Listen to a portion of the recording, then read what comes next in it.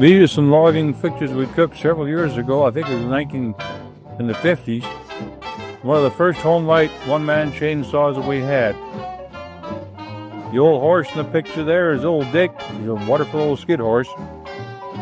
And the guy that's driving the horse is old Cy Klein. He still lives out down the Scalpo.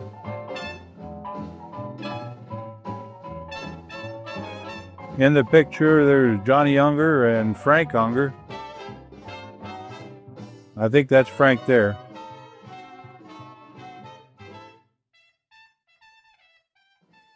We're cutting a right-of-way into the Coal Creek area. You'll notice we're cutting the stumps real high, and that's so that the bulldozer can come along and jerk the stumps out.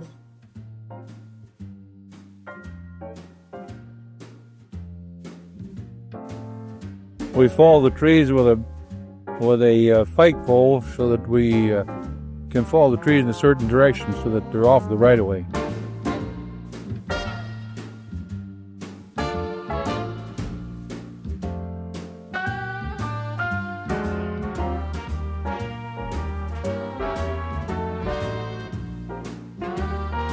Old Dan knows just where he's supposed to go.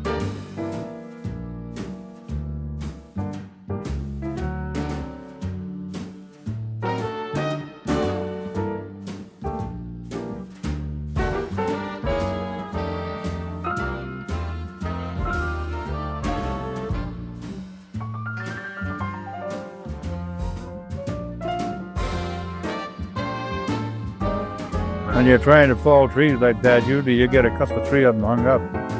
And this is where this happened, and now we threw one right over the whole bunch, and a whole bunch of trees come down. There they go.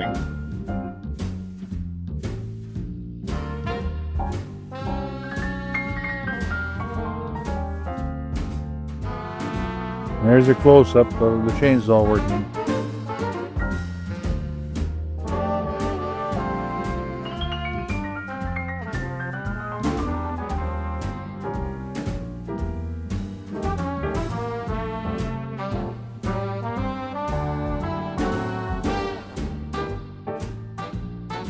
And this is what happens when the saw gets pinched in the log.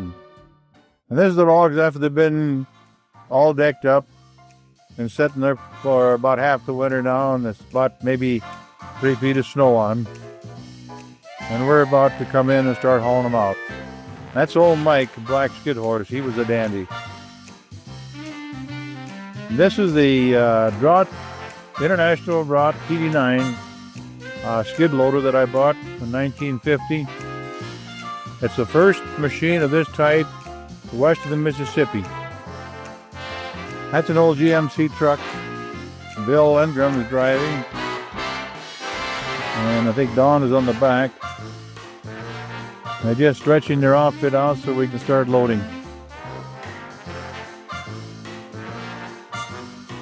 That's a telescope trunk that I designed so you wouldn't have to disconnect the trailer every time you went anywhere.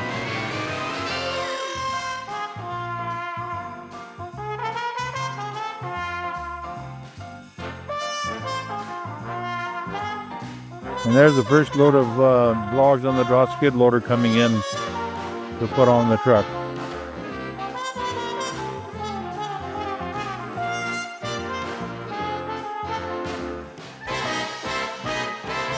That's Gary Engum driving the cat. This is all kind of new to all these boys because we're just starting in a new type of logging.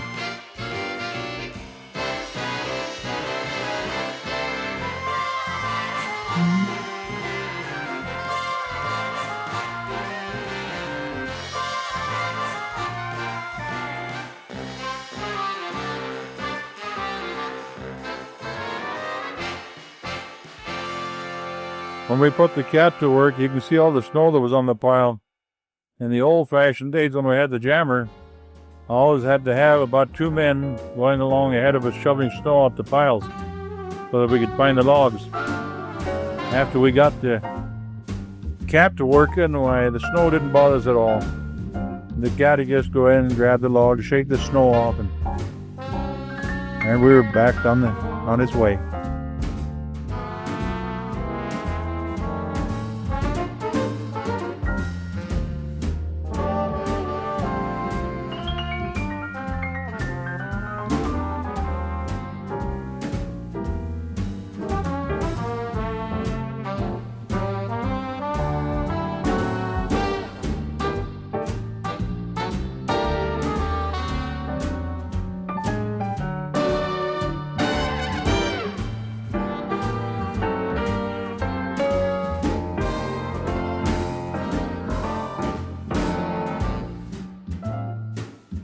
The reason we're doing so much maneuvering at the present time is that this landing was set up for jammer loading. And now that we've got the cat in there, we had to kind of change our plans. This picture was taken down the main fork of Rock Creek. We had a fur stale there. And that's the T9 dozer. Belongs to Bill Medich and Jack Highmark, and that's Bill Medich driving it. We went out of here last night with a load of 3 loads of logs, and overnight the snow drifted in that deep on the road. Our 3 trucks are parked there waiting for the road to be open so we can go to work. Now we're back in the trees there. The lighting isn't too good, but there's the big furs that we're putting on those old Studebakers.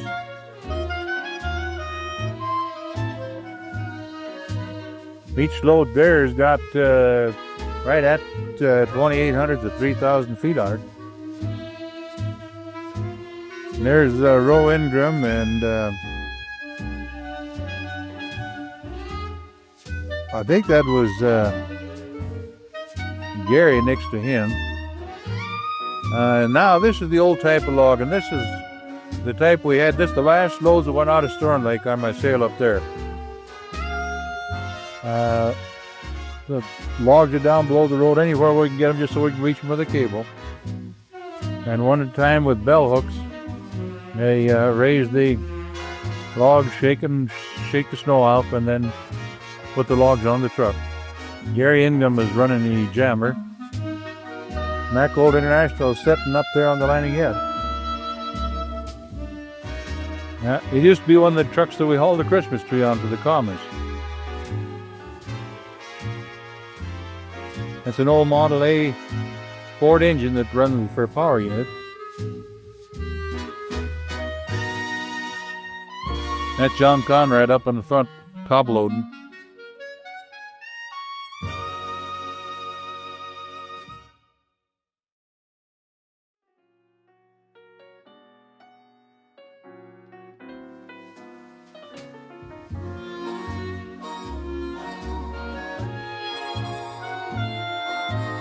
Well, there's John. We're getting ready to try the load down, pick up our tools, get the next truck in. Now there's a Gary Ingram coming down with or Bill Ingram, with a load of 7 and 8 inch logs. We had to sort all our timber, sorting 7s and 8s and the 9s up.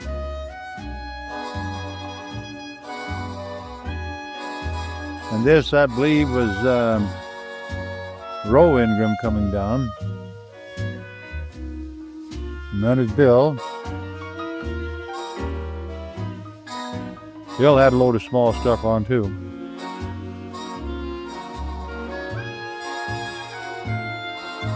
And then here comes John with a load of big stuff. That's all mine. Well, this load here came to the sawmill first. We made lumber out of this load.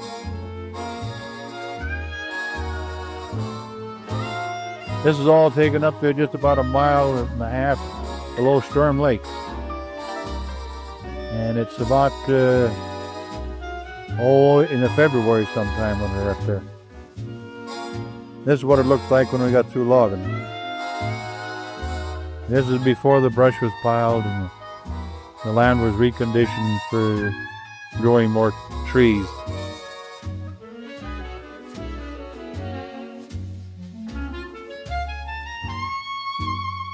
And Bill kind of pulled pretty close to the corner there. Roe did a better job.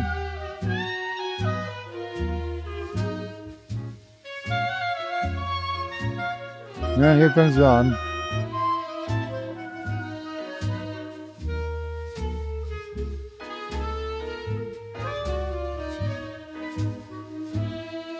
That's the ship. This picture was taken during the summertime after we had other trucks in on the job now. They're all waiting to get unloaded.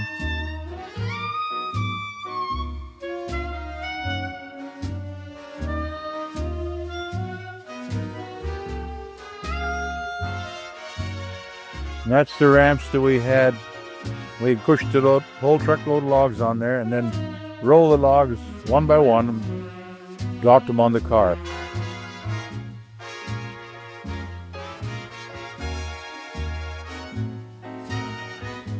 And here's an old 30 cat that we had down there to push the loads off with. We just stuck a pole between the cat and the load.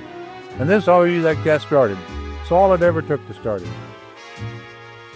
It was a real old faithful.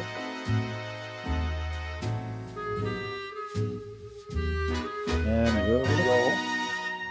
The load gets shoved down to the front end of the skidway to make room for another load to come in behind it. Here comes the second load.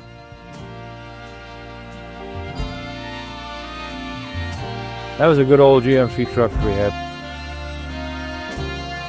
Yes, now we're going to pry, but I think the pole's going to slip. Yep. There it went. That loads off. The truck is ready to load the trailer and head back for the hills. There's Gary Ingham stretching out the wires so we can tie the stakes together. John dropping the logs off.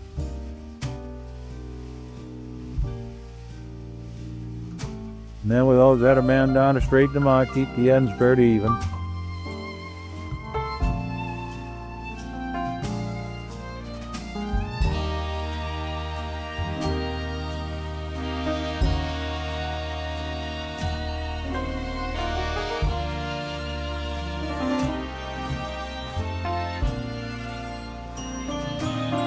That's Glenn Ingram with the red hat on.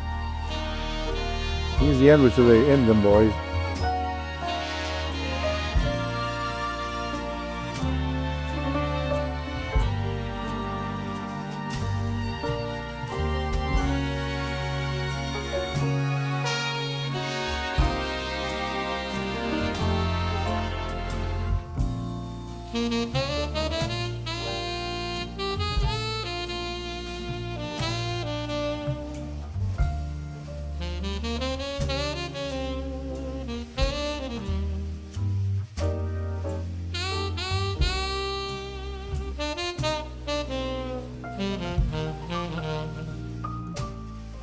They had this wire that each tier was wired twice. Once about a third of the way up and once about a little over 2/3 of the way up. And here there's the push that load up closer to the cars.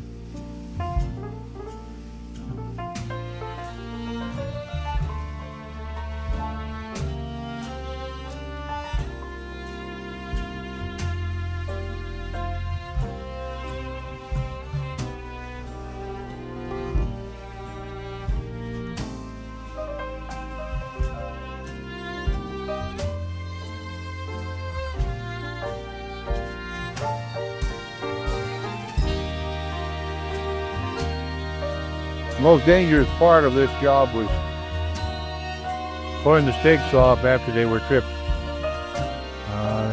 Deal was that if the wrapper should break, why, you were in trouble.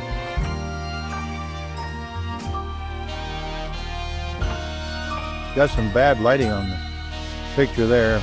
In trouble.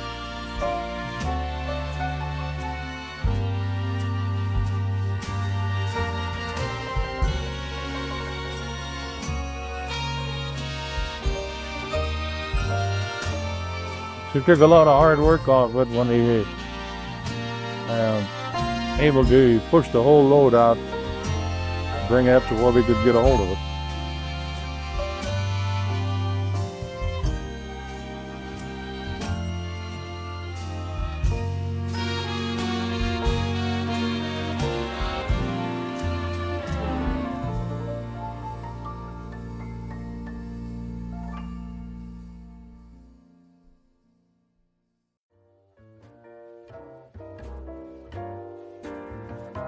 There's the cars loaded. That's one railroad car. That's the third one for today. There's the other two. They call that a day's work now. Go home and get rested up. Do it all over again tomorrow.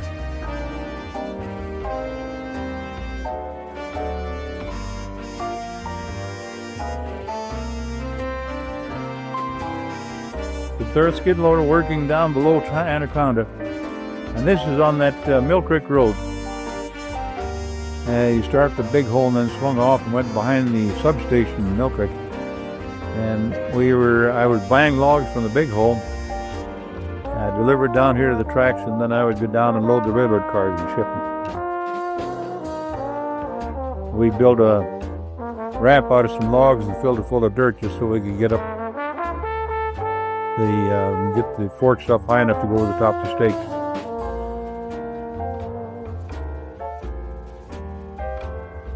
That's yours truly running the cat that particular day.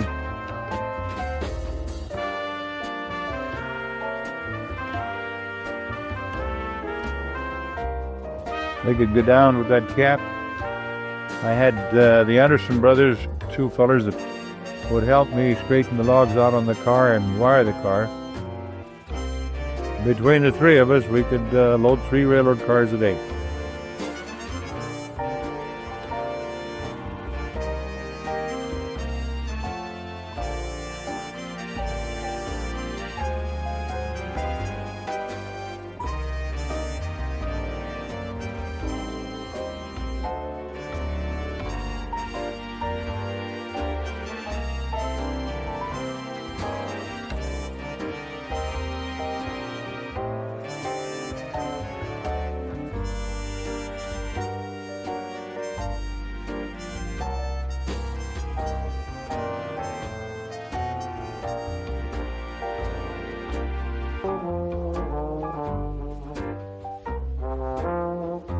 That was sure a dusty job down there.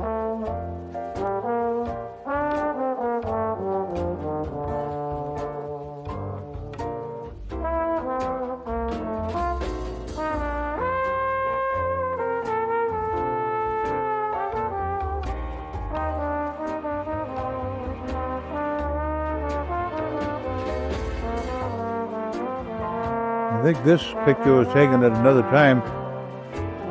Maybe a couple of 3 months later. You'll see how much the dust has increased. And I believe that was John Conrad driving that the cat that day. There's a power line behind there in the background from the substation.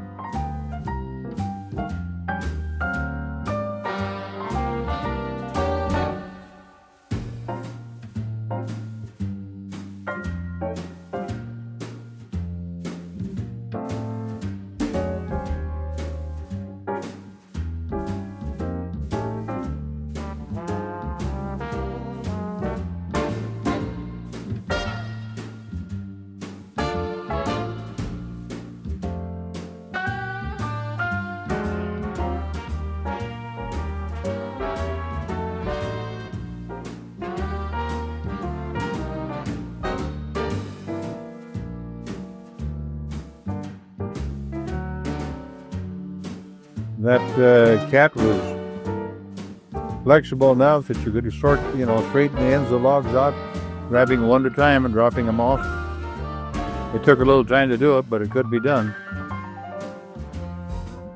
And that's old Fred and Jim Anderson straightening the logs out now so they can wire it. And there's the cat on his way home, and Fred and Jim relaxed after a day. The picture was taken on the T-Bar 3 ranch on our way out to Rock Creek.